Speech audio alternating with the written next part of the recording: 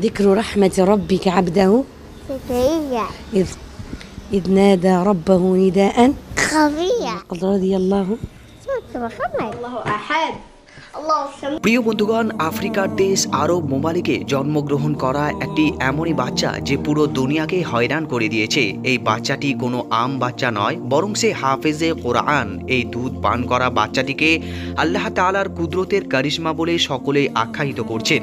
এই বাচ্চাটি দুনিয়ার সব থেকে কম বয়সের হাফেজ বলে সকলেই মনে করছেন। ইয়াহিয়া নামের এই 2 বছরের বাচ্চাটি পুরো দুনিয়াতে ধুম মাচিয়ে দিয়েছে। আল জাজায়ের সহ বড় বড় আরবের মিডিয়া এবং খবরের কাগজে ইয়াহিয়ার পুরো জন্মের স্টোরিকে তুলে ধরা হয়েছে।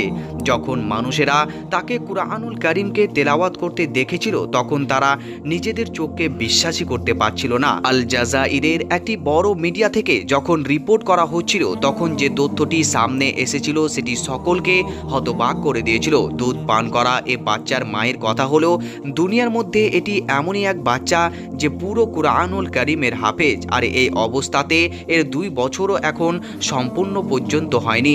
সুবহানাল্লাহ। অর্থাৎ প্রিয় বন্ধুগণ, যখন এই বাচ্চাটিকে বলা হয় যে সূরা আল বাকারা পড়া শুরু করো, তখন এই বাচ্চাটি সূরা আল বাকারা পড়তে আরম্ভ করে দেয়। শুধু তাই নয় প্রিয় বন্ধুগণ, এর পরীক্ষা নেওয়ার জন্য যখন তার সামনে কোনো একটি আয়াত পেশ করা হয়, তখন সে তার দ্বিতীয় আয়াতটি পড়তে আরম্ভ করে দেয়। বাচ্চার মার রিপোর্টের মধ্যে এটিও বর্ণনা করেছেন যে সূরা আল বাকারা থেকে শুরু করে সূরা আন নাস পর্যন্ত 114টি সূরাকে সে সম্পূর্ণভাবে বলে দিতে পারে এবং তার নামও সে এক এক করে বলে দেয়। এছাড়াও প্রিয় বন্ধুগণ, দুনিয়ার সব থেকে ফেমাস কারি সাহেবের কেরাতের আওয়াজ শুনে তাদের নামও বলে দিতে পারে। প্রিয় বন্ধুগণ, এই বাচ্চাটি কুরআনুল কারীমের সব থেকে বড় মাশহুর প্রোগ্রাম আরবের মধ্যে প্রতিযোগী হিসাবে উপস্থিত ছিলেন, যেখানে তাকে সার্টিফিকেট প্রদান করা হয়েছিল। এই বাচ্চাটির বাড়ির মানুষেরা তখন হয়রান হয়েছিল যখন এর বয়স 1 বছর পরিপূর্ণ হয়েছিল। এই বাচ্চাটি দেওয়ালের উপরে লেখা কালেমায়ে তাইয়্যিবাকে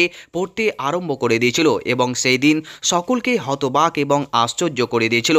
এবং তারপরে সে কুরআনুল কারীমকে খুলে আয়াতে সাজদা পড়তেও আরম্ভ করেছিল।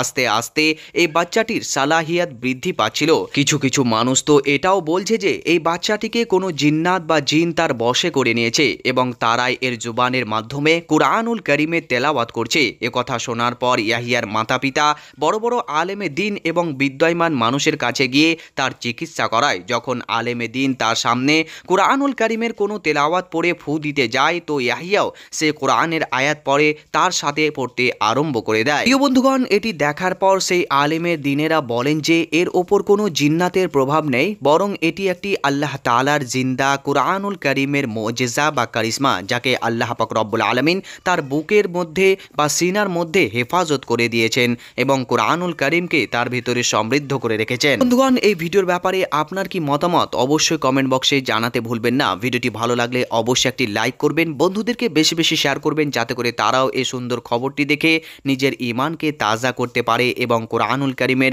তেলাওয়াত করতে পারে। এবং নতুন দর্শক হলে চ্যানেলটিকে অবশ্যই সাবস্ক্রাইব করবেন।